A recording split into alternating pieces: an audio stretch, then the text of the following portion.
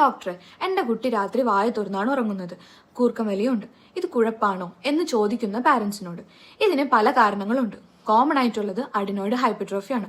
അതായത് നമ്മുടെ മൂക്കിന്റെ പിൻഭാഗത്ത് ദശ വളരുന്നത്. ഇതൊരു ലിംഫോയിഡ് ഗ്രന്ഥിയാണ്, രോഗപ്രതിരോധത്തിന് വേണ്ടിയുള്ള അവയവം. തുടർച്ചയായി തുമ്മൽ, ജലദോഷം അനുഭവപ്പെടുന്ന കുട്ടികളിൽ ഇത് വലിപ്പം വെക്കും. അങ്ങനെ വരുമ്പോൾ രണ്ടു മൂക്കും അടയും. രാത്രി വായിൽ കൂടെ ശ്വാസം എടുക്കാനും തുടങ്ങും. ഇത് കൂടാതെ കൂർക്കം വലി, ശ്വാസം എടുക്കാനുള്ള ബുദ്ധിമുട്ട്, മൂക്കടഞ്ഞ പോലത്തെ ശബ്ദം എന്നിവ തോന്നി തുടങ്ങും. അതേപോലെ ചെവി മൂക്കും തമ്മിലുള്ള വഴി അടയുകയും ചെവിയിൽ നീര് കെട്ടി കേൾവിക്കുറവ്, ചെവിന്ന് പഴുപ്പ് വരെ എന്നിവ കണ്ടു തുടങ്ങും. സ്ഥിരമായി വായിൽ കൂടെ ശ്വാസം എടുക്കുന്ന കുട്ടികളുടെ മുഖം ഷേപ്പ് തന്നെ മാറി വരും. പല്ല് പൊന്തും, അലൈൻമെന്റ് തന്നെ മാറും, താടിയെല്ല് താഴോട്ട് നീളുന്നതായിട്ട് തുടങ്ങും. ഇതെല്ലാം ദശ കാരണം ഉള്ള മാറ്റങ്ങളാണ്. അതുകൊണ്ട് ബുദ്ധിമുട്ടുകൾ കണ്ടാൽ ചികിത്സിക്കേണ്ടതാണ്. ചികിത്സിച്ചാൽ മാറുന്നതുമാണ്.